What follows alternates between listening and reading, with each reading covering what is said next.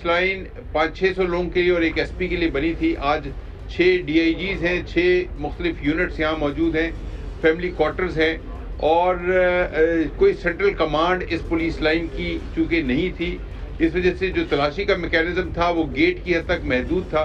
किसी भी तरीके से कुछ अरसे के दौरान थोड़ा थोड़ा करके मटेरियल यहाँ पे लाया गया। फाइनली वो पहुंचा है मस्जिद के अंदर और वहाँ जाके अपने आप को धमाकेखेज मवाद के साथ उड़ा लिया। इस हवाले से सिक्योरिटी लैब्स की भी तहकीकात की जा रही है। इंक्वायरी कमेटी मैंने CCPO पेशावर की सरबराही में अलग से बनाई है। क्या कोई ऑपरेशन हो सकता है दहशतगर्दों के खिलाफ इस पर? देखिए, ये तो फैसला नेशनल सिक्योरिटी कमेटी करेगी या किसी ऐसे फोरम पे होगा जो इतना बड़ा कदम उठाने का मुजाज है। जो फोरम है, मियां नवाज शरीफ के जब वज़ीर आज़म थे पिछली टर्म में, उन्होंने एक कंसेंसस क्रिएट किया था और उसके नतीजे में दहशतगर्दी पे काबू पाया गया था। उसमें जो है दरवेज़ भी हुई और भी ऑपरेशंस लॉन्च किए गए। तो मेरा ख्याल है कि इस किस्म का कोई इनिशिएटिव प्राइम मिनिस्टर साहब ज़रूर लेंगे। कौमी सानहा है और कौमी मसला है, जिसके लिए जो है इस वक्त कौम को यकजहती की ज़रूरत है बावजूद तमाम तरह इख्तिलाफ़। अस्सलाम वालेकुम, मैं मुनीज़ा जहांगीर। आप देख रहे हैं प्रोग्राम स्पॉटलाइट। नाजरीन, पेशावर में हमले के बाद हुकूमत जो है वो अब दहशत गर्दों के ख़िलाफ़ ऑपरेशन शुरू करने का सिर्फ सोच रही है और अब वज़ीर दाखिला ने ये इंकशाफ भी किया है कि उन तालिबान को रिहा किया गया जिनको सज़ाए मौत दी गई थी। याद रहे कि नवंबर 2021 में तकरीबन 100 तालिबान को खैर सगाली के तौर पर रिहा किया गया था और भी मज़ीद को रिहा किया गया था, मगर अभी तक वो जो मामला है वो पस मंज़र में ही रहा है। आज राना सनाउल्लाह साहब ने भी क्या बात की वो भी दिखा देते हैं। ये बात भी हुई कि जी उनकी तादाद जो है वो 7-8 हज़ार है, उनके जो फैमिलीज़ हैं उनकी तादाद जो है वो कोई 25-30 हज़ार है और उनका क्या कसूर है, वो तो दहशतगर्द नहीं है। उन लोगों को जो है वो मौका दिया जाए, लेकिन ये पॉलिसी, ये फैसला, ये तरीक़ाकार जो है ये गलत साबित हुआ। इसके नताइज जो हैं वो आज हमें जो है वो भुगतना पड़ रहे हैं। इसी पॉलिसी की आड़ में मैं अगर चाहूँ तो एविडेंस के साथ उस वक्त की हुकूमत को जो है वो मुर्दे इल्ज़ाम ठहरा सकता हूँ कि उन्होंने ऐसे लोगों को भी छोड़ा जिन लोगों को सजाए मौत की सज़ा हुई थी, उन लोगों को भी छोड़ा गया इस अंडरस्टैंडिंग को आगे बढ़ाने के लिए।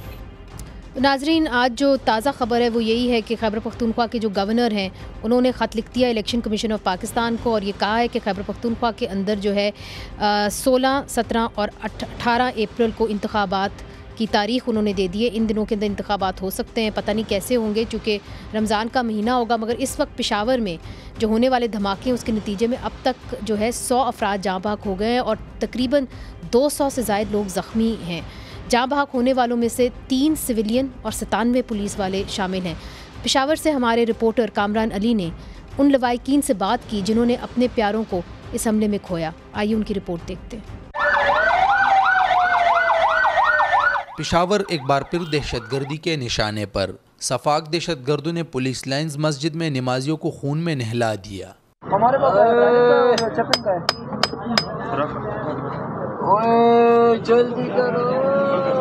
महकमा सेहत के मुताबिक धमाके के नतीजे में अब तक 100 अफराद जाँ बहक और 221 जख्मी हो चुके हैं। जाँ बहक अफराद का ताल्लुक पेशावर, चारसद्दा, मर्दान, सवात, करक, बनू और लकी मरवत से है। IG पुलिस खैबर पख्तूनख्वा ने कहा कि मलबे तले दबने की वजह से ज़्यादा जानें ज़ाया हुई, जबकि रेस्क्यू टीमों ने ऑपरेशन मुकम्मल करके मलबा हटाकर मस्जिद में दोबारा सफ़े बिछा दी। पहले TTP ने ऐलान किया कि वो जिम्मेदार हैं, फिर TTP की तरफ से रात को तरदीद आ गई कि हम जिम्मेदार नहीं हैं, लेकिन हम अभी इसको देख रहे हैं। हमारा अंदाज़ा ये है कि जमातुल अहरार के कुछ लोग इसमें मुलविस हो सकते हैं। जाँ बहक अफराद के लवाहिकीन जहाँ अपने प्यारों के बिछड़ने पर अफसुर्दा है तो वही उनकी शहादत पर उनका सर फ़ख्र से भी बुलंद है। ख़ानदान के लिए बाइस इफ्तिखार भी है और बाइस इज़्ज़त भी है, क्योंकि ऐसी मौत लोग अल्लाह ताला से मांगते हैं कि अल्लाह ताला मुझे ऐसी मौत दे दे कि मैं नमाज की हालत में हूँ, वज़ू में हूँ, आपके सामने खड़ा हूँ, आजिज़ी के साथ। हम अपने वज़ीर आज़म साहब से दरख्वास्त करते हैं, ये क्या हो रहा है? किसी का इज़्ज़त महफूज नहीं है, जान महफूज नहीं है, اتنی جوان ہم نے کتنی مشکل سے پڑھائے، اس پر کتنے خرچے ہوئے، کسی کے پاس جواب ہے؟ دے گا جواب؟ ہمیں چاہیے کہ ہم سب نکل جائے اپنی آزادی خود لے کر. ہمارے جو محافظ ہے اس کا یہی حال ہے، ہمارا کیا ہوگا؟ ان ظالموں نے اس طرح حرکت کیا تو اللہ ان کو برباد کرے، کیونکہ ہمارا گھر تو اس نے برباد کیا. شہداء کے لواحقین کا کہنا ہے کہ وہ ہر وقت قربانیاں دینے کے لیے تیار ہے، لیکن آخر کب تک وہ بغیر وجہ جانے یہ قربانیاں دیتے رہیں گے. پروگرام سپاٹ لائٹ کے لیے پشاور سے کامران علی. اور وزیر داخلہ نے یہ بھی کہہ دیا ہے کہ اگر اب بات ہوگی تو تحریک طالبان پاکستان سے نہیں ہوگی مگر افغان طالبان سے ہوگی. تو ناظرین، پارلیمنٹ نے بڑے اہم فیصلے کرنے ہیں کہ کیا انہوں نے آپریشن کرنا ہے کہ نہیں کرنا ہے، اور بہت بڑے سوالوں کا جواب دینا ہے. سب سے پہلے یہ کہ یہ انٹیلیجنس فیلئر کیسے ہوا. آج جو نیشنل اسمبلی میں ہوا وہ ہم نے آپ کو دکھایا. ادھر ایک وقفہ لیتے ہیں، وقفے کے بعد آپ کو یہ بھی دکھائیں گے کہ سینٹ کے اندر کیا بات چیت ہوئی، اور ہمارا ایکسکلوسیو جو ہے شاہد خاقان عباسی کے ساتھ وہ ہم آپ کو دکھائیں گے وقفے کے بعد.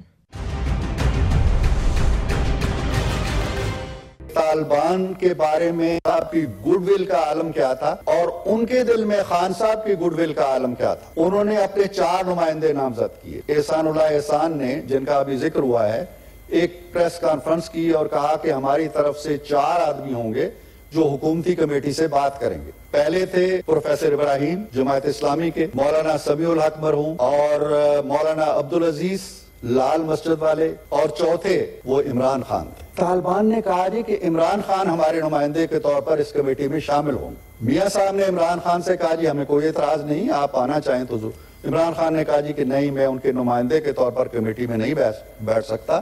میاں نواز شریف چل کے گئے بنی گالا اور عمران خان صاحب کو بریف کیا کہ یہ مذاکرات کہاں پہنچے ہیں اور اس کے کیا. عمران خان صاحب کی ضد تھی کہ صرف مذاکرات سے معاملہ حل کیا جائے. میاں صاحب بھی یہی چاہتے تھے، بیشتر جماعتیں یہی چاہتی تھیں. ایک طرف ہمیں نظر آ رہی ہے ناکامی اور ایک طرف نظر آ رہی ہے نالائکی. ناکامی ہے کہ ہماری جو افغان پالیسی جو ہم نے مرتب کی تھی، that has failed and we should accept that. جہاد with American dollars اور strategic depth یہ کام نہیں چلے گا. اور دوسری نالائکی جو ہے ہماری کہ ہماری ابھی تک کاؤنٹر ٹیررزم پالیسی نہیں مرتب کر سکے ہم. گورنمنٹ تو آنی جانی چاہیے، یہ ویسے بھی لوری لگ رہی گورنمنٹ ہے بیچاری، اٹس جسٹ مڈلنگ تھرو، روز گالیاں پڑھ رہی ہیں، جوتے پڑھ رہے ہیں. کیا رہ گیا اس گورنمنٹ کا سنبھالنے کا؟ میرا تو خیال اس بہتر ہے کہ اناؤنس کریں الیکشن اور آگے جائیں. ویلکم بیک ناظرین. آج سینٹ کے اندر جو پشاور میں ہونے والا خود کچھ دھماکہ ہے اس کی گونج سنائی گئی، اور پاکستان مسلم لیگ نون کے اپنے ہی سینیٹرز یہ کہتے ہوئے نظر آئے کہ انتخابات کا اعلان جلد کر دیا جائے گا. جبکہ نون لیگ کے سینئر نائب صدر شاہد خاقان عباسی صاحب جو سابق وزیر اعظم بھی ہے، پارلیمان سے نالاں ہو کر ملک بھر میں ری امیجن پاکستان کے نام سے سیمینار کر رہے ہیں، جس کے 2 ایونٹس ہو چکے ہیں، ایک کوئٹہ میں اور دوسرا پشاور میں. پاکستان کو دوبارہ تصور کرنے کی اس کاوش میں ان کے ساتھ سابق سینیٹر مصطفیٰ نواز کھوکر، نون لیگ کے سابق وزیر خزانہ مفتاح اسماعیل، پیپلز پارٹی بلوچستان باپ کے لشکر رسانی اور حمید گل کے بیٹے عبد الگل بھی شامل ہوئے تھے. آخری جو ان کا ایونٹ تھا. اس وقت ہمارے ساتھ موجود ہیں نون لیگ کے سینئر نائب صدر اور سابق وزیر اعظم جناب شاہد خاقان عباسی صاحب. بہت بہت شکریہ جی آپ نے ہمیں جوائن کیا. سر، یہ جو دہشت گردی کی جو لہر ہے اس کے اوپر تو ہم آئیں گے جی. مگر جو ری امیجن پاکستان کی بات آپ نے کی، آپ کے اب 35 سال کا کریئر ہے، آپ وزیر اعظم رہ چکے ہیں اس ملک کے اندر، اور پارلیمنٹ کے اندر آپ نے جو بڑا مشکل وقت تھا، آمروں کی جیلیں آپ نے کاٹی ہیں، تو ری امیجن پاکستان آپ پاکستان مسلم لیگ نون کے ساتھ کیوں نہیں کر پا رہے؟ دیکھیے، ہم نے یہ دیکھا، یہ صرف میں نہیں ہوں، بہت سے دوست ہیں کہ جو جگہ ہے عوام کے مسائل کی بات کرنے کی، پارلیمان ہے، صوبائی اسمبلیاں ہیں، وہاں پر تو وہ سب گالی گلوچ کی نظر ہو جاتا ہے. وہاں پر کوئی، میں نے کم از کم پچھلے 5 سال میں تو کوئی پاکستان کے عوام کی بات نہیں سنی، کوئی پاکستان کے مسائل کی بات نہیں سنی.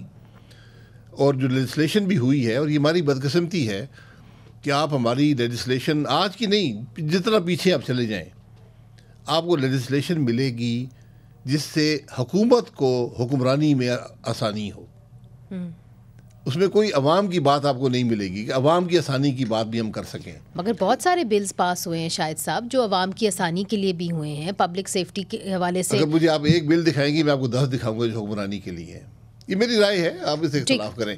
تو ہم نے کہا کہ کوئی فورم ہو جہاں پر ہم ایک غیر جانبدار طریقے سے، نان پارٹیزن طریقے سے ہم سب بات کر سکیں ملک کے مسائل کی، ان کے حل کی بات کریں.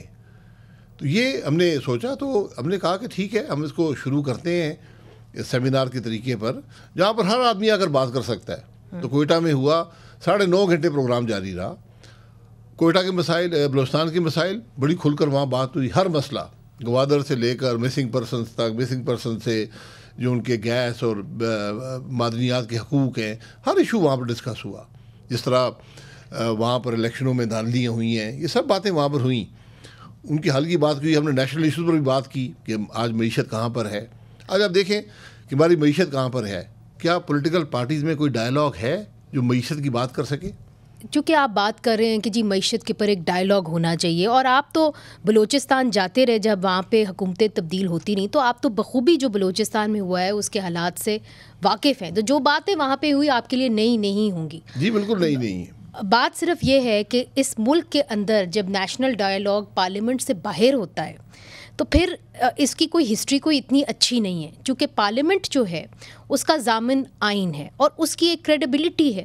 جو بھی وہاں پہ مذاکرات ہوتے ہیں وہاں پہ سیاسی جماعتیں آتی ہیں جو ریپرزینٹ کرتی ہیں، لوگوں کی ریپرزنٹیشن لے کے آتی ہیں. تو پھر سوال یہ اٹھتا ہے کہ جب آپ پارلیمنٹ سے باہر جائیں گے تو اس مذاکرات کی کریڈیبلٹی پھر کیا ہوگی؟ نہیں، کریڈیبلٹی کی ضرورت نہیں ہے. یہ صرف یہ بات کہ کوئی پاکستان کے عوام کی بات کر رہا ہے، کوئی ملک کے مسائل کی بات کر رہا ہے، عوام کی تکلیف کی بات کر رہا ہے، ان کے حل کی بات کر رہا ہے، یہی کافی ہے. ہمیں کریڈیبلٹی نہیں چاہیے. ہم نے کوئی فورم نہیں کریٹ کرنا کہ جہاں سے ہم کوئی نیا پولیٹیکل راستہ اپنائیں گے. اگر پارلیمان میں یہ ہو رہی ہوتی، تشویش کا اظہار ہوتا. آج مسئلہ یہ ہے کہ چاہے سیاستدان ہوں یا وہ ادارے ہوں یا وہ لوگ ہوں جو اس ملک کی سیاست کو متاثر کرتے ہیں، آج وہاں سے ہمیں ملک کے مسائل پر وہ تشویش نظر نہیں آتی جو ہونی چاہیے. مگر شاہد صاحب اب سیاستدان کی اگر ہم بات کریں نا، یہ کہتے ہیں کہ جی سیاست نہیں ہونی چاہیے، ملک کے حالات ایسے نہیں ہیں، تو ایک سمجھا جاتا ہے، کوڈ ورڈ سمجھا جاتا ہے کہ جی غیر جمہوری طاقتوں کو زیادہ طاقتور کرنے کے لیے. تو سوال پھر بھی یہ اٹھتا ہے کہ جو پارلیمنٹ ہے وہی ایک سٹرکچر ہے جہاں پہ سیاسی جماعتیں آتی ہیں. کیا سیاسی جماعتوں کے بغیر کوئی ملک چل سکتا ہے؟ ہم نے ماضی میں بھی دیکھا ہے کہ بیسک ڈیموکریسیز جو ہیں وہ ساری عامر جو ہیں وہ لائے، سیاسی جماعتوں کے بغیر لائے، مگر وہ چل نہ سکے. آپ نے خود اپنی زندگی میں دیکھا کہ ایسا ہوا.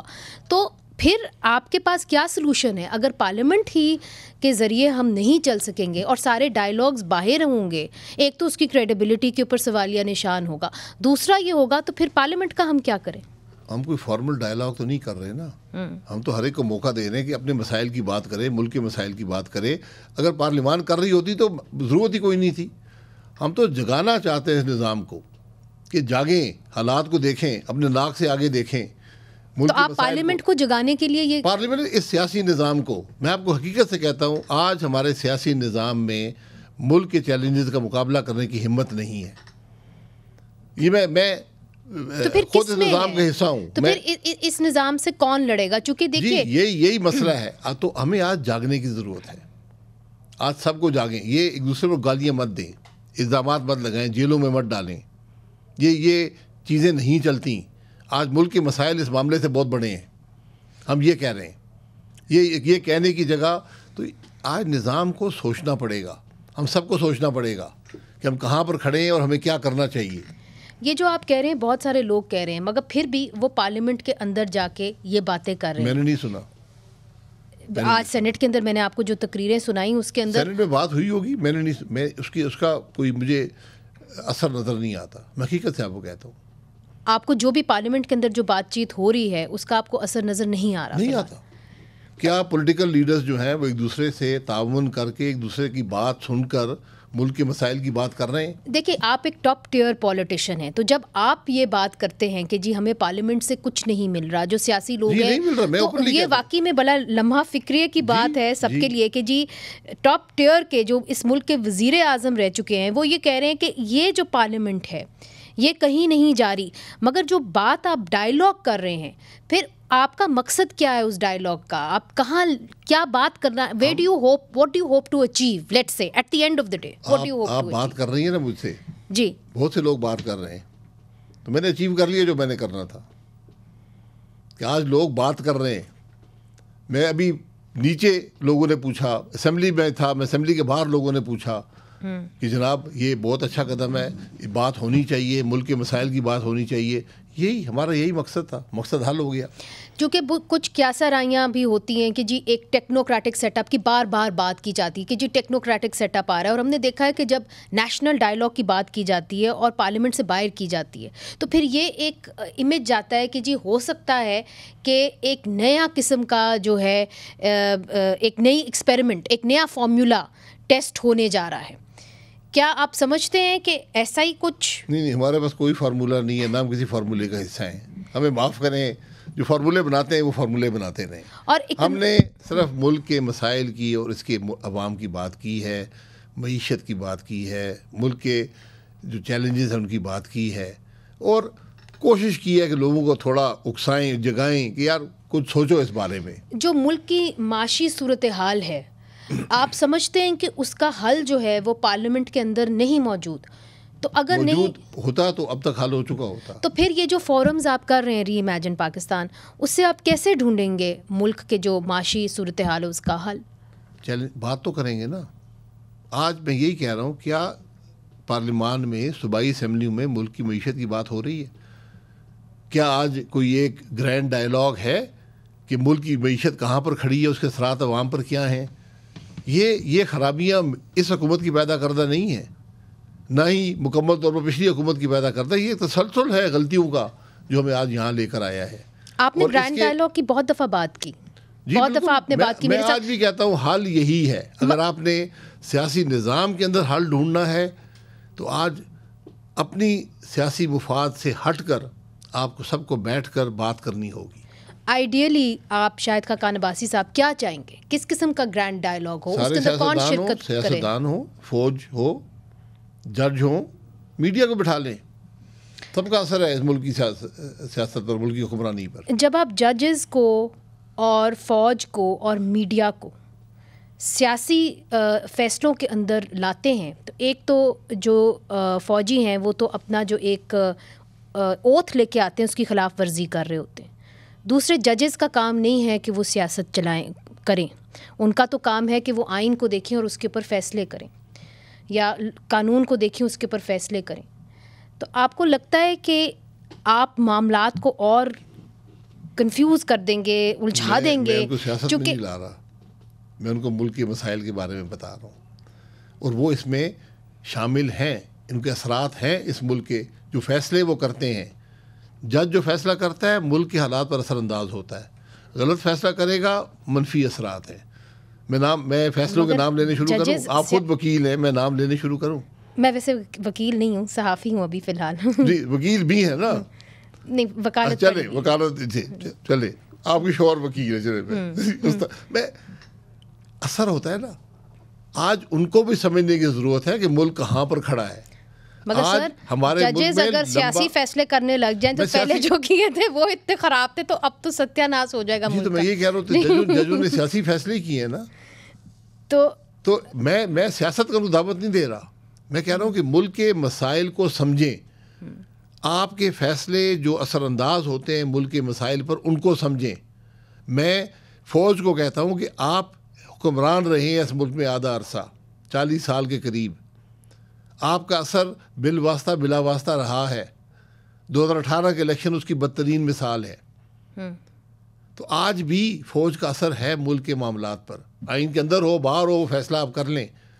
ہم آئین کے دائرے کے اندر رہ کر حل ڈھونڈنا چاہتے ہیں. آئین تو یہ کہتا ہے کہ فوج مداخلت نہیں کر سکتی سیاست کے اندر, اور ججز کا کوئی کام نہیں. لیکن آئین کہیں یہ نہیں کہتا کہ فوج اور جج بیٹھ کر ملک کے مسائل کے بارے میں بات نہیں کر سکتے. فیصلہ کس نے؟ کوئی رکاوٹ نہیں ہے, ہم فیصلے نہیں کر رہے. فیصلہ کون لے گا؟ کیا چیز؟ یہ فیصلے کون کرے گا؟ یہ آپ بیٹھ کے جب بات کریں گے, آپ مسائل کا حل ڈھونڈیں گے. ہم کسی پر الزامات نہیں لگاتے. آپ بیٹھ کر ملک کے مسائل پر, چونکہ سب اثر انداز ہوتے ہیں, اگر آپ کا اثر نہ ہوتا میں آپ کو دعوت نہ دیتا. آپ بیٹھیں, حالات کو سمجھیں, چیلنجز کو سمجھیں, اور پھر جو بھی آپ کا رول اس کے اندر ہے اس کو ادا کریں. اس کے علاوہ کسی اور کے پاس حل ہے میں اس کے ساتھ جانے کو تیار ہوں. آپ کی اپنی پارٹی کے اندر کچھ ایسے لوگ ہیں جو سمجھتے ہیں کہ نہیں یہ درست بات ہے اور اس طرح کا ایک گرینڈ ڈائلاگ ہونا چاہیے جس کے اندر فوج کو بھی شامل ہونا چاہیے اور میڈیا کو بھی ہونا چاہیے اور ججز کو بھی ہونا چاہیے؟ میں نے کسی سے بات نہیں کی. میں تو ٹی وی پروگرام میں آپ نے سوال کیا تو میں نے کر دیا ہے. میرے پاس تو یہی حل ہے. مجھے جو نظر آتا ہے کہ جب تک وہ تمام سٹیک ہولڈرز جو اس ملک کے معاملات پر اثر انداز ہوتے ہیں اکٹھے نہیں ہوں گے. آج غیر معمولی حالات ہیں. آپ کی تاریخ میں اتنے غیر معمولی حالات کبھی نہیں ہوئے. انٹرنل چیلنجز ہیں, اکنامک چیلنجز ہیں, ایکسٹرنل چیلنجز ہیں اور بہت گہرے چیلنجز ہیں. مگر ایونچولی تو ملک کو پارلیمان نہیں چلانا ہے اور وہ تبھی ہوگا جب الیکشنز ہوں گے. چلائے گی پارلیمان تو نہیں چلا سکی نا. آپ نے جتنا مسخ آپ سمجھتے ہیں پارلیمنٹ کا کوئی متبادل ہونا چاہیے؟ آپ نے نظام کو اتنا مسخ کر دیا ہے کہ پارلیمان اب مفلوج ہو چکی ہے. سیاسی نظام مفلوج ہے. آج حل نہیں دے پایا آپ کو. اس لیے جو بھی اثر انداز ہو رہا ہے ملک کے معاملات پر, چاہے وہ فوج ہو یا جوڈیشری ہو, ان کو معاملات کو سمجھنے کی ضرورت ہے. ہمیں اپنے ناک سے آگے دیکھنا پڑے گا. میں صرف یہ مگر ٹھیک ہے, میں آپ کی بات سمجھ گئی ہوں, مگر پھر ظاہر ہے فیصلے تو لینے ہوں گے اور فیصلے جو ہیں وہ ایونچولی سیاست دانوں نے لینے ہیں. یہ کچھ خبریں بھی چھپی, فیصلے اگر ایک دوسرے کے مشورے سے کر رہے ہیں تو بہتر فیصلہ نکل آئے گا. مشاورت نہیں ہو رہی. آپ چاہتے ہیں کہ مشاورت ہو. مشاورت نہیں ہے, اثر سب کا ہے. یہ ممکن نہیں ہے کہ اختیار آپ نے رکھا ہوا اور ذمہ داری میری ہو. مگر میں پھر بھی سمجھنے سے قاصر ہوں کہ ججز جن کے کوڈ میں یہ بھی ہے کہ آپ کسی سیاسی فنکشن کو اٹینڈ بھی نہیں کر سکتے, وہ کیسے آ کے اس طرح کی ایک سیاسی محفل میں بیٹھیں گے؟ وہ جنرل جن کو ہم کہہ کے تھک گئے ہیں کہ آپ سیاست میں مداخلت مت کریں, وہ کیسے آ کے ایسی سیاسی محفل کے اندر بیٹھیں گے؟ کیا یہ جمہوریت کے لیے اچھا ہوگا؟ کیا یہ جمہوریت کے لیے صحیح ہوگا؟ اور کیا پھر سیاست دان جو ہیں وہ ایک طریقے سے اپنی گت واپس ان کے ہاتھوں میں نہیں دے رہے ہوں گے جو بار بار کھینچتے ہیں؟ میں اختیارات دینے کی بات نہیں کر رہا. اختیارات مجھے آئین دیتا ہے. میں ان فیصلوں کی بات کر رہا ہوں جو ملک کے حالات پر اثر انداز ہوتے ہیں, کیونکہ آپ کو سمجھ نہیں ہے کہ ملک کے حالات کیا ہیں. میں معذرت سے کہوں گا, اگر نواز شریف کی حکومت ہم نے اس لیے توڑی, ایک چلتی ہوئی حکومت جو مسائل حل کر رہی تھی کہ تم نے بیٹے سے فیس نہیں لی تھی, اس پہ ہم نے ملک کی حکومت توڑ دی. اس کا اثر ملک پر ہوا یا نہیں ہوا؟ ریکوڈی کے فیصلے کا اثر ہوا یا نہیں ہوا؟ جو آپ نے الیکشنز میں فیصلے کیے ہیں کہ ان کا اثر ہوا یا نہیں ہوا؟ یہ دور انصاف کے نظام کا اثر ہوتا ہے ملک پر یا نہیں ہوتا؟ جو کچھ نیب نے کیا ہے, اب ریلیف نہیں دے پائے, کیا اس کا اثر ہوتا ہے یا نہیں ہوتا؟ اس طرح فوج کے معاملات ہیں, کیا 2018 میں الیکشن چوری ہوئی یا نہیں ہوئے؟ میں اس بات کو چھوڑ دیں کس نے کیا کیا, وہ تاریخ کا حصہ ہے. آپ ان اثرات کو زائل کرنے کی کوشش کریں. آج آپ کا ملک مشکل میں, آج عوام تکلیف میں, اس بات کو سمجھیں. شاہد صاحب, آپ صرف پارلیمنٹ سے تو نالا نہیں ہیں. ہم نے دیکھا ہے کہ پاکستان مسلم لیگ, میں پارلیمنٹ سے بالکل نالا نہیں ہوں. میں نے پارلیمنٹ کے حقائق کا ذکر کیا ہے. میں پارلیمنٹ کا حصہ ہوں. اگر پاکستان مسلم لیگ نون کی طرف بھی آ جائیں تو ایک خبر چھپی, اس کے اندر لکھا گیا کہ مریم نواز صاحبہ اب جب واپس آ گئی ہیں کہ نواز شریف صاحب نے یہ کہا ہے کہ مریم نواز صاحبہ کو جو بھی آپ کی پریشانیاں ہیں, جو بھی آپ کی ناراضگی ہے, اس کو دور کرنے کا کہا ہے. میں خبریں نہیں پڑھتا, یقین کریں. مجھے پتا ہے آپ خبریں نہیں پڑھتے ہیں. یہ میری جماعت ہے, میں اپنی جماعت سے کیسے ناراض ہو سکتا ہوں؟ 35 سال مجھے اسی جماعت میں ہوئے ہیں. میں ناراضگی کی بات نہیں ہے. سیاست کا ایک معیار ہوتا ہے, سیاست کا ایک طریقہ ہوتا ہے. آپ کا اختلاف کیا ہے؟ میرا کوئی اختلاف نہیں ہے. ان کے ساتھ کوئی اختلاف اظہار کیا ہے. اور آپ سمجھتے ہیں, جب آپ کہتے ہیں آپ نے اختلاف کا اظہار کیا ہے, میں نے نہیں کیا. میں نے کیا کبھی نہیں کیا. اختلاف ہے ہی نہیں تو اظہار کیا کروں گا؟ کیونکہ اب دیکھیے مریم نواز صاحبہ کو ایک بہت امپورٹنٹ جو کام ہے وہ سونپ دیا گیا ہے, وہ پارٹی کی چیف آرگنائزر بن گئی ہیں. تو آپ کیا سمجھتے ہیں کہ یہ ایک اچھا قدم ہے, اور کیا وہ ایونچولی جو ہے میاں نواز شریف صاحب کی جگہ لے سکیں گی؟ دیکھیں, یہ فیصلہ ہو گیا ہے. اب ان کے لیے ایک چیلنج ہے. انہوں نے محنت کرنی ہے, انہوں نے ورکر کو, ووٹر کو مائل کرنا ہے اور محنت کرنی ہے, اور مجھے امید ہے کہ ان کو کامیابی ہوگی اس کام میں. آپ ان کے ساتھ کھڑے ہوں گے؟ میں اپنی جماعت کے ساتھ کھڑا ہوں, پہلے دن سے کھڑا ہوں, آج بھی کھڑا ہوں. مگر آپ اس فیصلے کو سپورٹ کرتے ہیں کہ مریم نواز صاحبہ جو ہیں وہ چیف آرگنائزر ہیں اب پارٹی کی, جی یہ صدر کا اختیار ہے کہ وہ جس کو بھی جو عہدہ دے. انہوں نے شہباز صاحب نے وہ عہدہ دے دیا ہے, اب بات آگے چلے گی, ان کی جو ذمہ داری ہے وہ پوری کریں گی. وہ 1 فروری سے پورے ملک کا بھی دورہ کر رہی ہیں اور پارٹی کو آرگنائز بھی کریں گی, تو اس کے اندر آپ ان کے ساتھ جائیں گے؟ جو ذمہ داری میری ہوئی میں پوری کر دوں گا. میں اس آرگنائزیشن ایفرٹ کا حصہ نہیں ہوں. جب وقت تھا ہم نے کیا, اب پروین نواز صاحبہ نے کرنا ہے, اپنے طریقے سے کرنا ہے, یہ ان کا کام ہے, ان کی ذمہ داری ہے. تو at least you are going to allow her that space? نہیں بالکل الاؤ نہیں, میرے پاس میں تو الاؤ گیا, میں تو سپورٹ کرتا ہوں ان سب معاملات کو. ٹھیک. ادھر ایک چھوٹا سا ناظرین وقفہ شامل کرتے ہیں. بہت ساری باتیں ہیں, معیشت کے اوپر بھی بات کرنی ہے, دہشت گردی کے اوپر بھی بات کرنی ہے, اور پارلیمنٹ کے اندر کہ پارلیمنٹ ابھی تک کوئی فیصلہ نہیں کر پائی کہ انہوں نے کیا کرنا ہے دہشت گردی کے بارے میں. یہ بھی پوچھیں گے شاہد خاقان عباسی صاحب سے وقفے کے بعد. ویلکم بیک ناظرین. ہمارے ساتھ ہیں نون لیگ کے سینئر نائب صدر اور سابق وزیر اعظم جناب شاہد خاقان عباسی صاحب. شاہد صاحب, الیکشنز کے بارے میں اگر اب بات کریں, چونکہ ہم الیکشنز کی طرف اب بڑھیں گے, ابھی تک جو گورنرز ہیں انہوں نے الیکشن کی ڈیٹ پنجاب کے لیے اور خیبر پختونخوا کے لیے اناؤنس نہیں کی. دیر کیوں لگ رہی ہے؟ دے دینی چاہیے. آئی تھنک جمعے کو ان کو خط ملا ہے الیکشن کمیشن کا, 1-2 دن میں جواب دے دینا چاہیے. بار بار پاکستان مسلم لیگ نون کے جو ایم این ایز ہیں وہ مختلف ٹی وی ٹاک شوز پہ اوپر آ کے کہتے ہیں جی اکانومی کی اتنا برا حال ہے کہ اس سال الیکشنز نہیں ہو سکتے. مگر جب آپ قانونی ماہرین سے بات کریں وہ کہتے ہیں جی کون سے قانون کے تحت آپ الیکشنز کو ڈیلے کریں گے, یہ تو بتائیں. تو آپ کیوں بار بار پی ایم ایل این کے ایم این ایز آ کے کہتے ہیں کہ جی یہ سال ہی ایسا نہیں کہ الیکشنز ہوں گے؟ آپ لوگ الیکشنز ڈیلے کرنا چاہتے ہیں؟ نہیں, آپ الیکشن کرانا ای سی بی کی ذمہ داری ہے, آئین کی ذمہ داری ہے, آپ اسے کوئی ڈیلے نہیں کر سکتے. سو آپ کو لگتا ہے کہ اسی سال الیکشنز ہونے چاہیے؟ جی بالکل الیکشن ہوں گے. ابھی بائی الیکشن ہوں گے مارچ میں, صوبائی اسمبلی کے اپریل میں, اور پھر قومی اسمبلی کے اکتوبر میں. سو ٹائم پہ ہوں گے, ایسا کوئی پلان نہیں ہے کہ جی نہیں پلان آپ کر نہیں سکتے. الیکشن کو حکومت ڈیلے نہیں کر سکتی. الیکشن کروانا الیکشن کمیشن کی ذمہ داری آئین کے تحت ہوتی ہے, اور بڑی کلیئرلی اس میں مینشنڈ ہے کہ کب الیکشن ہوں گے اور کیسے ہوں گے. تو جو الیکشنز ہوں گے تو ظاہر ہے پاکستان مسلم لیگ نون کو اپنا بیانیہ لے کے جانا ہوگا. اب آپ کا بیانیہ کیا ہوگا؟ مہنگائی کے اوپر آپ بات نہیں کر سکتے, اور جو پہلے آپ نے بات کی تھی کہ جی ہمارے ساتھ زیادتی ہوئی تھی, ہمیں کیوں نکالا, ووٹ کو عزت دو, اس کے اوپر بھی بات نہیں ہو سکتی. تو as a senior vice president of Pakistan Muslim League Noon کیا بیانیہ ہونا چاہیے؟ آپ حکومت میں اس وقت آپ کا بیانیہ آپ کی پرفارمنس ہوگی, جو آپ نے کیا ہے یا نہیں کیا. عوام تو وہ سوال کریں گے, مہنگائی کا سوال آئے گا, آپ کو جواب دینا ہوگا کہ مہنگائی کیوں ہوئی ہے, کیسے ہوئی ہے, اس کی ذمہ داری کیا ہے, آپ نے کیا کیا ہے اس کے بارے میں. یہی سیاست ہوتی ہے.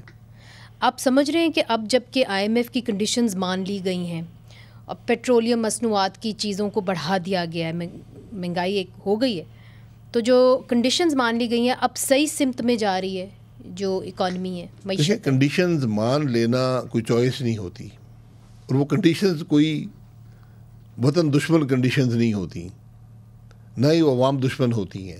آئی ایم ایف کیا کہتا ہے؟ کرنسی ایک کموڈٹی ہے, سپلائی ہوگی قیمت کم ہوگی, ڈیمانڈ زیادہ ہوگی قیمت بڑھ جائے گی. آپ اس کو مارکیٹ فورسز پہ چھوڑ دیں, آپ اس کو مت مینیج کرنے کی کوشش کریں. پھر وہ کیا کہتے ہیں؟ وہ کہتے ہیں جی کوئی چیز بھی قیمت خرید سے کم نہ بیچیں, چاہے وہ گیس ہو, بجلی ہو, پیٹرول ہو, سبسڈی نہ دیں. ابھی جو قیمت بڑھی ہے پیٹرول کی, اور دوسرا انہوں نے پیٹرول پہ 50 روپے آپ کو کہا ہے کہ لیوی لگا دیں. یہ پچھلی حکومت یہ ہمیشہ کا یہ رہا ہے, لیوی لگانی ہے. پہلے 10 روپے 15 روپے ہوتی تھی, پھر عمران خان صاحب کی گورنمنٹ میں 50 روپے کی کمٹمنٹ ہوئی, وہ آج تک برقرار ہے. اس وقت پیٹرول پہ 50 لگ چکی ہے, ڈیزل پہ 40. مگر ڈار صاحب کا ایک آپ سمجھ لیں ان کی ایک ریزننگ تھی, اور انہوں نے کہا کہ جی ہم مہنگائی یہاں پہ زیادہ بڑھانا نہیں چاہتے, ہم لوگوں کے لیے مشکلات پیدا نہیں کرنا چاہتے. یہ ان کے پاس چوائس نہیں ہے. میں معذرت سے کہوں گا, یہ مہنگائی والی چوائسیز جو ہیں آپ اس کو مینیج کر سکتے ہیں, لیکن جو فیصلے آپ نے کرنے ہیں جہاں پر ہماری معیشت ہے بوجھ عوام پر پڑے گا. ہمیں عوام کو اس کے لیے تیار کرنا چاہیے. یہ جو خرابیاں ملک کی معیشت میں پیدا ہوئی ہیں جس نے بھی کی ہیں, ٹھیک ہے، اس میں نہیں جاتے. وہ آپ آج حکومت میں ہیں، آپ نے ان کے حل ڈھونڈنے ہیں. ان حل کا یقیناً اثر عوام پر پڑے گا. آپ اس اثر کو کم سے کم کریں، یہی ڈار صاحب کے لیے چیلنج ہے، یہی سب سے بڑا چیلنج ہے. تو یہ آئی ایم ایف صرف یہ باتیں کہتا ہے. مگر جب آپ نے نو کانفیڈنس موشن جیت لیا، اس کے بعد یہ کچھ خبریں آئیں کہ میاں نواز شریف صاحب اس بارے میں سوچ رہے تھے کہ آپ فوراً الیکشنز کے اندر چلے جائیں. تو پہلے کئی عرصہ آپ سوچتے رہے کہ نہیں جی فوراً الیکشنز میں جانا چاہیے. اب ناؤ لکنگ بیک، کیا وہ صحیح فیصلہ تھا کہ آپ فوراً الیکشنز میں چلے جاتے یا آپ نو کانفیڈنس موشن لاتے ہی نہ؟ سیاسی طور پر یا ملکی مفاد میں؟ دونوں. سیاسی طور پر بالکل غلط فیصلہ ہے، ثابت ہوا ہے. نہیں، مگر ملک کے مفاد میں اگر عمران خان صاحب اگلے سال اس سال آ جاتے ہیں، اکتوبر کے اندر الیکشنز ہوتے ہیں، تو پھر آپ یقین کریں آپ نے پچھلے اکتوبر میں نہیں پہنچنا. مگر ٹیکنیکلی تو شاید صاحب وی ڈیفالٹڈ، ٹیکنیکلی وی ہیو ڈیفالٹڈ. مینیج کر رہے ہیں نا ابھی تک. وہاں تو جو حالات خان صاحب کے تھے، کوئی مالیاتی ادارہ ان سے بات کرنے کو تیار نہیں تھا. آپ چند دن یا چند ہفتے کی بات. We are sitting now waiting for the 9th review of the I M F. ابھی تک جو ٹرانشے آنا تھا سپٹمبر کے اندر وہ ابھی تک نہیں آیا. وہ آ جائے گا، تو اس میں تھوڑی لیٹ ہوا ہوگا، آ جائے گا. اس ٹرانچ کی بات نہیں ہوتی. آئی ایم ایف پروگرام میں جب آپ ہوتے ہیں تو دوسرے مالیاتی ادارے، دوسرے لینڈرز، انہوں نے بھی ہمیں پیسے نہیں دیا ابھی تک، وہ سب آپ کو اس کو دیکھ رہے ہوتے ہیں. کیونکہ آئی ایم ایف ایک ڈسپلن انجیکٹ کرتا ہے، ایک پروگرام دیتا ہے آپ کو معیشت کو چلانے کا. وہ سب اس کو دیکھ رہے ہوتے ہیں. اگر میں نہیں سمجھتا اس میں لیٹ ہوا ہے یا نہیں ہوا، کچھ حضرات کی رائے ہے کہ لیٹ ہوا ہے، کچھ کہتے ہیں نہیں ٹھیک ہے، اس کے مطابق ہو جائے گا. اب آپ نے مینیج کرنا ہے ایسا. عمران خان صاحب اس کو مینیج کرنے کی قوت اپنے عمل سے کھو چکے تھے. یہ فرق ہے. اور دوسری طرف ہم نے دیکھا کہ آپ لوگ کہتے رہے کہ جی عمران خان صاحب کو واپس آنا چاہیے پارلیمنٹ کے اندر، ہم سے بیٹھ کے بات کرنی چاہیے. مگر پھر جب جو آخری دفعہ انہوں نے کہا کہ جی ہم واپس آنا چاہتے ہیں، اور وہ جو جتنے بھی لوگ رہ گئے تھے 40 کے لگ بھگ، وہ گئے اور انہوں نے کہا جی کہ ہم واپس لینا چاہتے ہیں اپنی ریزگنیشن، تو اسپیکر صاحب نے کہا نہیں، میں نے آپ کی جو ریزگنیشنز ہیں، استعفے ہیں، وہ قبول کر لیے. جی یہ اسپیکر کی ثوابدید ہے. جب آپ نے استعفیٰ دے دیا، آپ نے نیت کا اظہار کر دیا، اسپیکر کسی وقت بھی قبول کر سکتا ہے. تو آپ 2 اسمبلیاں تحلیل کر کے آگے قومی اسمبلی میں بیٹھنا چاہتے ہیں، یہ آپ کی نیت تھوڑی مشکوک ہو جاتی ہے معاملے میں. مگر آپ سمجھتے ہیں کہ اسپیکر نے صحیح جو فیصلہ کیا؟ چونکہ پہلے تو وہ کہہ چکے تھے، اور ایک رات پہلے رانا ثناء اللہ صاحب کہہ رہے تھے کہ نہیں آپ واپس آئیں پارلیمنٹ کے اندر، ہم آپ سے بات کریں گے. اگلے دن اسپیکر صاحب نے استعفے ایکسیپٹ کر لیے. یہ سوال کا جواب اسپیکر صاحب ہی دیں گے، چونکہ آپ کی مشترکہ حکومت ہے. یہ ثوابدید ان کی ہے. حکومت، اسپیکر حکومت کو جواب دہ نہیں ہوتا. اس کے اپنے قانون ہیں، اپنے رولز ہیں، آئینی پوزیشن ہے. تو انہوں نے ایک فیصلہ کر دیا ہے، جس طرح جوڈیشری ایک فیصلہ کرتی ہے، اس کو آپ اچھا سمجھیں برا سمجھیں، فیصلہ ہو گیا، بات ختم. مگر اسپیکر چونکہ جوائنٹ جو حکومت ہے، یونائٹڈ حکومت کو ریپرزینٹ ایک طرف سے ان کی نمائندگی کر رہے ہیں. انہوں نے کیا جی الیکٹ انہوں نے کیا ہے. دوسرا یہ ہے کہ جب آپ بات کرتے ہیں کہ جی ہم نے مشاورت کے ساتھ کرنی ہے بات، تو پھر ظاہر ہے جب آپ حکومت کے اندر ہوتے ہیں، you have an upper hand, تو آپ اپوزیشن کو لیوے دے سکتے ہیں. اگر انہوں نے آپ کو نہیں دیا تو وہ تو آپ تو ان کو دے سکتے ہیں. 8-9 مہینے گزر چکے تھے استعفے دیے ہوئے. اسپیکر صاحب کو بہت پہلے، میری نظر میں بہت پہلے دن ایکسیپٹ کر لینا چاہیے تھی، بات ختم ہو جاتی. اچھا، دوسری طرف آپ نے اشارہ بھی کیا کہ یہ جو سیڈیشن کے کیسز ہیں یہ نہیں بننے چاہیے تھے. ابھی فواد چودھری صاحب کے اوپر بنا ہوا ہے. کیس بنا ہے جی؟ فواد چودھری صاحب کے اوپر بنا ہے جی سیڈیشن کا کیس، جو الیکشن کمیشن کے حوالے سے دفعہ مجھے نہیں پتا. سیڈیشن کا یہ بغاوت کا کیس ان کے اوپر بنا ہوا ہے، اور بھی ہیں اس کے اوپر، مگر ایک سیڈیشن کے کیس ہم بھی بڑے بنے ہیں، ان میں کوئی جان ہوتی نہیں ہے. یہ ایسے ہی نام سیڈیشن ادھر ادھر کر کے نام دے دیے جاتے ہیں 124 سے. جی جو بھی ہے یہ چیزیں سیاست میں کوئی، مگر جس طریقے سے شاہد صاحب ان کو لایا جاتا ہے بالکل غلط ہے. ان کے اوپر وہ کپڑا ڈال کے ہتھکڑیاں لگا کے. سیاست میں یہ چیزیں ہمیشہ ناکامی کا سبب ہوتی ہیں. بہت لوگوں نے آزمایا ہے، ہمارے ساتھ بھی یہ سب کام ہوئے ہیں. یہ درست نہیں ہے، غلط ہے. تو پھر جو رانا ثناء اللہ ہے، یہ تو ان کے ماتحت ہیں یہ ساری آرگنائزیشنز، یہ ساری انسٹیٹیوشنز ہیں، پولیس ہے، FIA ہے، یہ رانا صاحب کے ماتحت. رانا صاحب کو پوچھنا چاہیے، یا رانا صاحب کو یہ ایکسپلین کرنا چاہیے کہ کیا ضرورت پیش آئی اس بات کی. فواد چودھری صاحب جو میں نے آخری دفعہ دیکھا تھا، کوئی کمانڈو تو تھے نہیں کہ ہتھکڑیاں توڑ کے بھاگ جاتے. سیاسی لوگ بھاگا نہیں کرتے. تو یہ کپڑا ڈالنا یہ چیزیں یہ مناسب نہیں ہے. یہ حد تک ہوتی ہے انسان کی اور خاص طور پر سیاستدان کی. تو ان چیزوں سے ذرا بچنا چاہیے. آپ نے تو بلوچستان سے آغاز کیا ری امیجن پاکستان کا جو ایک سیمینار آپ کر رہے ہیں پورے پاکستان کے اندر, اور پھر آپ گئے خیبر پختونخوا جو چھوٹے صوبے ہیں. تو ایک محرومیاں بہت بڑھ گئی ہیں چھوٹے صوبوں کی, آپ نے خود بھی فیل کیا ہوگا. علی وزیر, ان کے اوپر بھی سیڈیشن کے چارجز ہیں 124A. ان کو رکھا جاتا ہے کراچی میں اور ان کی فیملی سے ملاقات نہیں ہو پاتی. فواد چودھری صاحب کو رکھا جاتا ہے, ان کی فیملی سے بھی ملاقات ہوتی. دونوں غلط ہیں, مگر لوگ دونوں کی تصویریں ساتھ ساتھ ڈالتے ہیں کہ ایک علی وزیر جو زمین پہ بیٹھا ہوا ہے, ایک فواد چودھری صاحب جو اپنی بیوی سے حراست میں مل رہے ہیں اور کہتے ہیں کہ ایک ہی جرم اور 2 ڈوموسائلز. تو یہ جو نوجوانوں کے اندر, خاص طور پہ پٹھانوں کے اندر, بلوچ کے اندر احساس محرومی ہے, اس کا آپ کیا حل ڈھونڈیں؟ اسی کی بات ہم ان فورم پر کرتے ہیں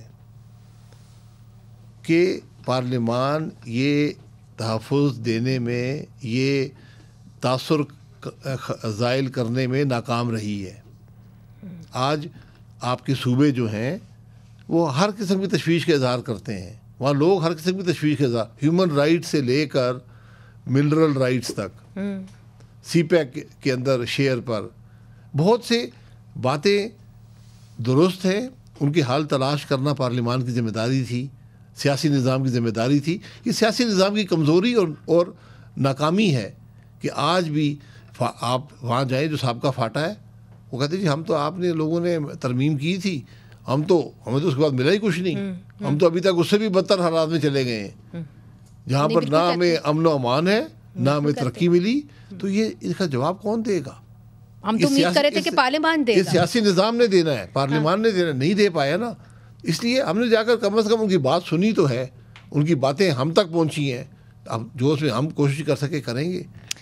ایک اور چیز بھی یہاں پہ ہم نے دیکھا ہے کہ تیزی پکڑی ہے, وہ یہ ہے کہ -1 فارمولا ہر پارٹی کے ساتھ آلموسٹ ہو چکا ہے. اب یہ بھی بات ہو رہی ہے کہ عمران خان صاحب کو بھی نااہل کر دیا جائے گا, جس طرح کہ میاں نواز شریف صاحب کو کیا گیا تھا. آپ سمجھتے ہیں کہ عمران خان کو نااہل کرنا چاہیے اور سیاست سے باہر نکالنا چاہیے؟ نااہل اگر آپ نواز شریف کو کر سکتے ہیں تو عمران خان کو بھی کر سکتے ہیں. درست ہوگا, صحیح ہوگا سیاست کے لیے کہ چھوڑ دیں. میں تو فیصلہ نہیں کر سکتا نا.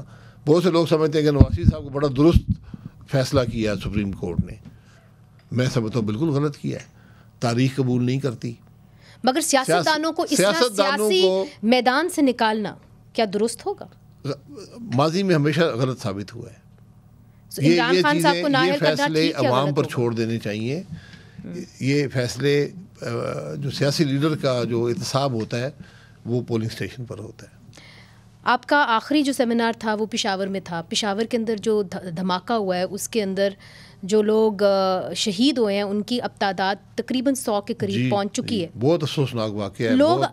لوگ آج پوچھ رہے ہیں, بار بار پوچھ رہے ہیں, اور ٹویٹر بھرا ہوا ہے. وہ یہ کہتے ہیں کہ کیا وجہ ہے کہ یہ کس نے امن مذاکرات کیے طالبان کے ساتھ, اور تجزیہ کار کہتے ہیں ان کو موقع ملا جو وہاں پہ دہشت گرد تھے کہ وہ ری گروپ ہوئیں اور پھر سے لانچ کریں ہمارے اوپر اٹیک. تو وہ یہ پوچھتے ہیں کہ پارلیمنٹ سو رہی تھی جب یہاں پہ امن مذاکرات ہو رہے تھے, اور کون لیڈ کر رہا تھا ان امن مذاکرات؟ میں یہی کہہ رہا ہوں نا, جب آپ پارلیمان کو ایک مؤثر ادارہ نہیں سمجھیں گے, اس کو اعتماد میں نہیں لیں گے, آپ فیصلے کریں گے پارلیمان سے باہر, تو پھر اس کے اثرات پھر پارلیمان تو قبول نہیں کر سکتا نا. اب یہ فیصلے غلط ثابت ہوئے ہیں جس نے بھی کیے ہیں. یہ ان فیصلوں کا اثر آپ کے سامنے آیا ہے. ماضی میں بھی جب APS کا واقعہ ہوا تھا تو سیاسی قوتیں اکٹھی ہوئیں, انہوں نے عہد کیا اور آپ نے اس خرابی سے چھٹکارا حاصل کیا. آج بھی اس کا حل یہی ہے. آپ کے مسائل کا حل اس بات میں ہے کہ سیاسی قوتیں اکٹھی ہوں. مگر جب آپ یہ امن مذاکرات کرنے کا درست فیصلہ تھا, آپ کی اپنی کیا رائے ہے؟ دیکھیں اس میں 2 رائے. پہلے بھی آپ کو یاد ہوگا 2013 میں جب آپریشن ہونا تھا تو پہلے ایک مذاکرات کی کوشش کی گئی تھی جو ناکام ہو گئی تھی. تو مذاکرات کی ہمیشہ گنجائش ہوتی ہے, اس کو اپنانا چاہیے, لیکن ایک کمزوری کی پوزیشن سے نہیں. یہ نہ ہو کہ آپ کو مذاکرات میں الجھا کر جو آپ کو دشمن ہے وہ آپ کے. مگر مذاکرات کو لیڈ کون کرے گا؟ چونکہ اس وقت تو جنرل فیض نے کیا, جو ماضی میں کیا جنرل فیض نے کیا. اگر آپ یہ سیاسی لیڈرشپ کے فیصلے ہونے چاہیے تھے, یہ انٹیلیجنس ایجنسیز کے نہیں ہوتے. शाहिद साहब, जो नेशनल एक्शन प्लान सियासतदानों ने बड़ी मेहनत से बनाया था, फेल हो गया और बहुत सारे सियासतदान अब कहते हैं इम्प्लीमेंट ही नहीं किया गया, तो फिर इम्प्लीमेंट करने की ज़रूरत है। हाँ, तो वो जिम्मेदारी कौन कबूल करता है? सबकी जिम्मेदारी है। एक दूसरे पर बात करने से मसला तो हल नहीं होगा ना। सारे हुकूमत में रहे हैं, हुकूमत तो आपकी थी, ये हमारी भी थी, उसके बाद दूसरी आ गई थी, अब फिर आ गई है। इम्प्लीमेंट करते हैं, उसके अंदर फ़ौज का असर भी है, जजेस के भी कुछ इश्यूज़ हैं। मैं ही कहता हूँ, या कोई चीज़ आइसोलेशन में नहीं हो सकती। आपने अफ़गानिस्तान के साथ भी आपके जो ताल्लुकात हैं बतौर प्राइम मिनिस्टर वो रहे हैं, क्या आप समझते हैं कि अगर हमने आज तहरीक तालिबान पाकिस्तान को कंट्रोल करना है तो हमें अफ़गान तालिबान से बात करनी होगी, जैसे कि मुख्तलिफ एक्सपर्ट्स कहते हैं? आपकी क्या राय है? आपको अफ़गानिस्तान के मामले में मेरी ज़ाती राय की बात कर रहा हूँ। मुझे इसमें कम से कम बड़ी क्लैरिटी है। आप बुनियादी असूल जब ये रखेंगे कि वो एक ख़ुद मुख्तार मुल्क है और उसी तरीके से उससे बात करेंगे, सिर्फ ख़ुद मुख्तार नहीं, आप हमसाया भी है, आपके बहुत गहरे रिश्ते हैं आपस में, तारीख़ी भी हैं, और अभी जो मामलात हुए हैं, जंगें जो हुई हैं 1980 के बाद, ये पिछले 40 साल में, वो असरात और वो ताल्लुकात और ज़्यादा पेचीदा हो गए। तो पहली बात यह कि उनको एक ख़ुद मुख्तार मुल्क समझें, वहाँ की जो हुकूमत है उससे बात करें, वो उनके अवाम की नुमाइंदा हुकूमत है, जैसे भी वो वजूद में आई है। वो वोट से लेके तो नहीं आई, तालिबान वोट लेके तो नहीं आए, वो तो बंदूक के जोर पे आए हैं। कारज़ई से वोट लेके आए थे, अशरफ गनी साहब वोट लेके जो भी था, आप उसे शाम कह लें, मगर बंदूक के जोर पे तो नहीं आए। फिर आप किससे बात करेंगे? मगर अगर तहरीक तालिबान ही हुकूमत में है, उससे पहले भी तालिबान थे, आप उनसे बात करते थे, उसके बाद 20 साल और लोग रहे, आपने उनसे बात की, अब तालिबान हैं, उनसे बात करें। चूँकि लोग अब कंफ्यूज्ड हैं। पिछले साल हमने देखा कि जी 100 के करीब तालिबान को, बल्कि ज़्यादा को छोड़ा गया, जेलों के अंदर थे और उन्होंने बड़े संगीन जुर्म किए हुए थे, मगर उनको छोड़ दिया गया।